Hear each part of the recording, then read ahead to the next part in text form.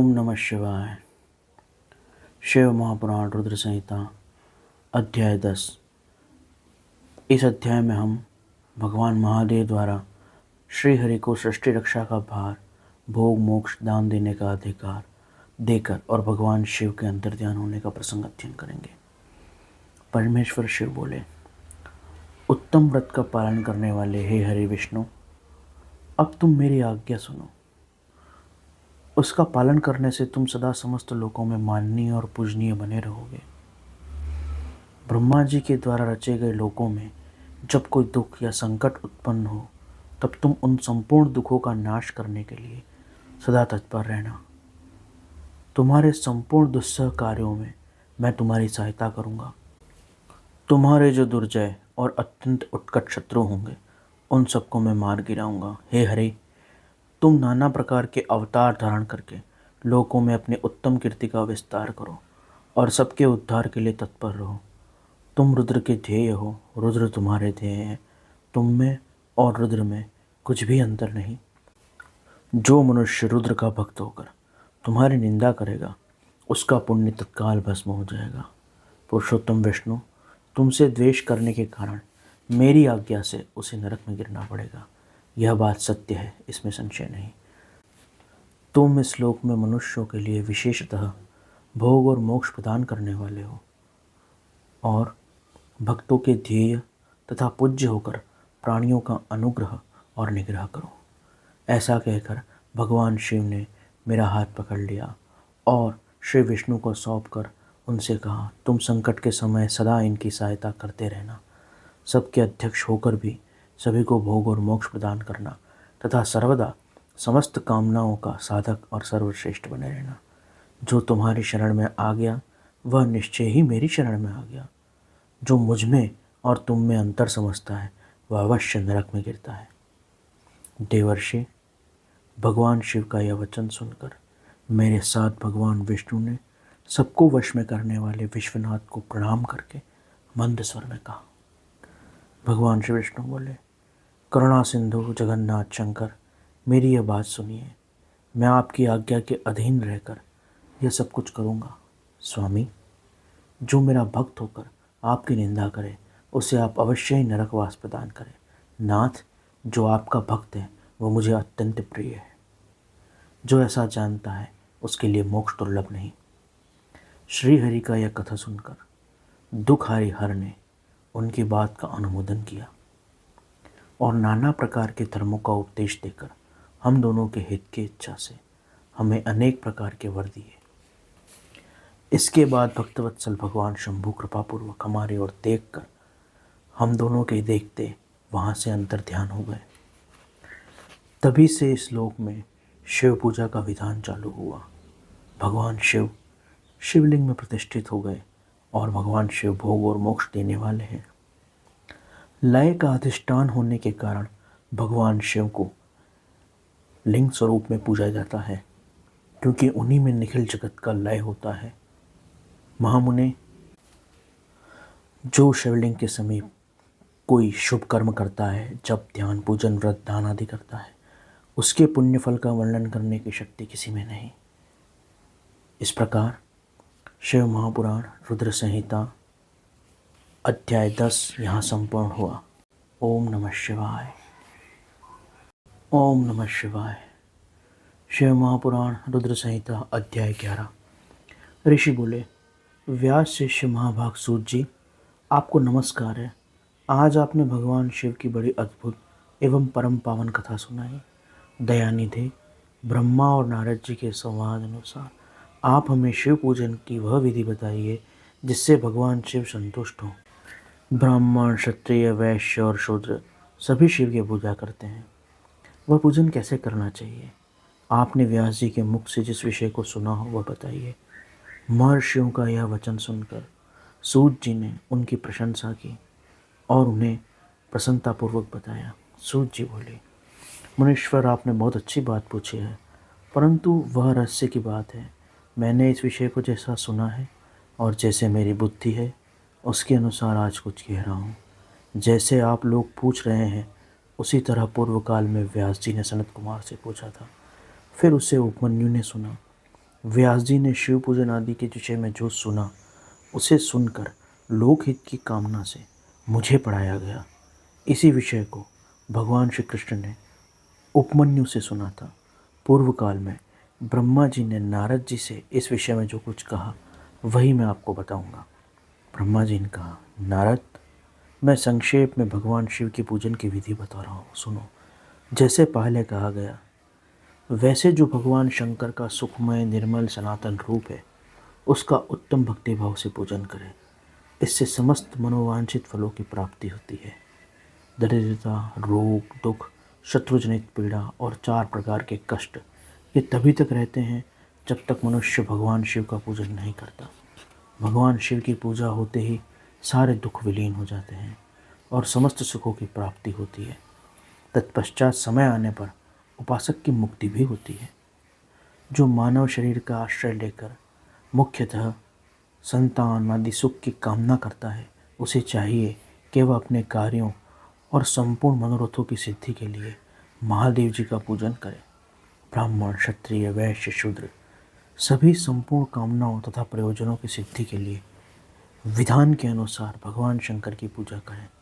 प्रातःकाल ब्रह्म मुहूर्त में उठकर गुरु तथा शिव का स्मरण करके तीर्थों का चिंतन करके भगवान विष्णु का ध्यान करें। फिर भगवान शिव, देवताओं का, मुनि आदि का स्मरण चिंतन करके स्तोत्र पाठ पूर्वक शंकर जी का विधिपूर्वक नाम जपें। तीर्थ जलाशय में जाकर स्नान करना चाहिए। विशेष पर्व आने पर मंत्रोच्चार पूर्वक स्नान करना चाहिए। स्नान के पश्चात आचमन करके धुला हुआ वस्त्र धारण करें। फिर सुंदर एकांत स्थल में बैठकर संध्या विधि का अनुष्ठान करें। संध्या विधि का पालन करने के बाद पूजा आरंभ करें।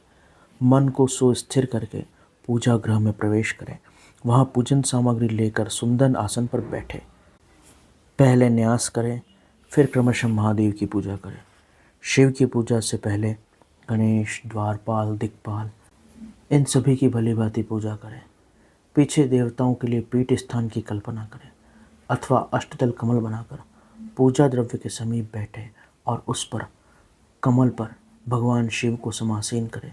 तत्पश्चात 3 आचमन करके पुनः हाथ धोकर 3 प्राणायाम करके मध्यम प्राणायाम अर्थात कुंभक करते हुए भगवान शिव का ध्यान करें। वह शुद्ध स्फटिक के समान उज्ज्वल हैं। सब प्रकार के आभूषण उनके ऊपर विभूषित हैं। व्याघ्र चर्मों की चादर ओढ़े हुए हैं। इस तरह ध्यान करके यह भावना करें कि मुझे भी इनके समान रूप प्राप्त हो। ऐसी भावना करके मनुष्य सदा के लिए अपने पाप भस्म कर डाले। इस प्रकार भावना द्वारा भगवान शिव का ही शरीर धारण करें और फिर भगवान शिव की पूजा करें। बुद्धिमान पुरुष विधि पूर्वक भिन्न भिन्न प्रकार के 9 कलश स्थापित करें। उन्हें कुशाओं से ढके और कुशा के जल द्वारा उनका प्रोक्षण करें। तत्पश्चात उन सभी पात्रों में शीतल जल डालें। फिर बुद्धिमान पुरुष देखभाल कर ओमकार मंत्र द्वारा उनमें विविध द्रव्य डालें। खसखस और चंदन को पाद्य पात्र में रखें। चमेली के फूल, शीतल चीनी, कपूर, बड़ की जड़, तमाल इन सबको यथोचित रूप में ऊट कर चूर्ण बना लें और आचमनी पात्र में डालें। इलायची और चंदन सभी पात्रों में डालें। देवाधिदेव महादेव के पार्श्व भाग में नंदीश्वर का पूजन करें। गंध, पुष्प और भांति भांति के दीपों द्वारा शिव पूजन करें। पाद्य और आचमनी अर्पित करके अर्घ्य दे। तत्पश्चात गंध और चंदन मिश्रित जल से विधिपूर्वक भगवान शिव को स्नान कराएं। फिर पंचगव्य निर्माण की विधि से 5 द्रव्यों को एक पात्र में लेकर ओम मंत्र से अभिमंत्रित करके उन मिश्रित गव्य पदार्थों का उपयोग कर भगवान शिव को नहलाएं। तत्पश्चात पृथक दूध, दही, मधु, गन्ने का रस और घी से भगवान शिव को स्नान करवाएं। समस्त अभिष्टों के दाता, हितकारी, पूजनीय महादेव जी का प्रणव के उच्चारण पूर्वक पवित्र द्रव्यों से अभिषेक करें। पवित्र जल पात्रों में मंत्रोच्चारण पूर्वक जल डालें। जल डालने से पहले साधक जल को श्वेत वस्त्र द्वारा अच्छे से छान लें। उस जल को तब तक अपने से दूर न करें जब तक पूर्ण पूजा करके इष्ट देव को चंदन न चढ़ा दिया जाए। तब सुंदर अक्षत द्वारा प्रसन्नतापूर्वक शंकर की पूजा करें। उनके ऊपर कुश, अपामार्ग, कपूर, चमेली, चंपा, गुलाब, श्वेत कनेर, बेला, कमल, उत्पल आदि पुष्पों को चंदन आदि चढ़ाकर पूजन और समर्पण करें। परमेश्वर शिव के ऊपर निरंतर जल की धार गिरती रहे, इसकी व्यवस्था करें। जल से भरे भांति भांति के पात्रों द्वारा महेश्वर का अभिषेक करें और मंत्र उच्चारण पूर्वक यह समस्त पूजा करें, तो यह फलों को देने वाली होती है। यह सब वेद मंत्र से अथवा भगवान शिव के नाम मंत्र से किया जाना चाहिए। तदनंतर भगवान शंकर के ऊपर चंदन और फूल आदि चढ़ाए। प्रणव से ही उनको तांबुल, मुखवास आदि अर्पित करें। इसके बाद स्फटिक मणि के समान निर्मल, निष्कल, अविनाशी, सर्वलोक कारण, सर्वलोकमय परम देव, जो ब्रह्मा, रुद्र, इंद्र और विष्णु आदि की भी दृष्टि में नहीं आते, वेद वेत्ता विद्वान जिन्हें वेदांत में मन वाणी के अगोचर बताते हैं, जो आदि मध्य अंत से रहित हैं, समस्त रोगियों के लिए औषधि हैं, जिनकी शिव तत्व के नाम से ख्याति है, जो भगवान शिव के रूप में प्रतिष्ठित हैं, उन भगवान शिव को ओमकार मंत्र द्वारा पूजन करें। धूप, दीप, नैवेद्य, सुंदर मुखवास और तांबुल और सुरम्य आरती द्वारा विधि विधान से पूजा करके स्तोत्रों तथा अन्य प्रकार के मंत्रों द्वारा उन्हें नमस्कार करें। फिर अर्घ्य देकर भगवान के चरणों में फूल बिखेरें और साष्टांग प्रणाम करके देवेश्वर शिव की आराधना करें। फिर हाथों में फूल लेकर खड़ा हो जाए और दोनों हाथ जोड़कर निम्नांकित मंत्र से सर्वेश्वर शंकर की पूजा करें।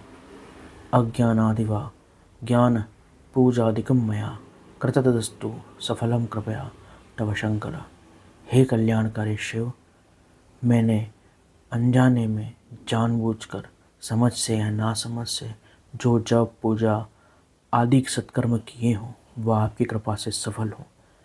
इस प्रकार भगवान शिव से प्रार्थना कर कर फूल चढ़ाए, स्वस्ति वाचन, प्रार्थना एवं मार्जन करें। उसके बाद नमस्कार करके अपने अपराध के लिए क्षमा प्रार्थना करें और पुनरागमन के लिए विसर्जन करें। फिर पूर्णतः भाव विभोर होकर इस प्रकार प्रार्थना करें। शिवे भक्तिः, शिवे भक्तिः, शिवे भक्तिर्भवे भवे, अन्यथा शरणं नास्ति त्वमेव शरणं मम। प्रत्येक जन्म में मेरी शिव में भक्ति हो, शिव में भक्ति हो, शिव में भक्ति हो। शिव के सिवा दूसरा कोई मुझे शरण देने वाला नहीं। महादेव, आप ही मेरे लिए शरणदाता हैं। इस प्रकार प्रार्थना करके संपूर्ण सिद्धियों के दाता देवेश्वर शिव का पराभक्ति द्वारा पूजन करें। फिर सपरिवार नमस्कार करके अनुपम प्रसन्नता का अनुभव करते हुए अपने समस्त लौकिक कार्य को सुखपूर्वक करता रहे।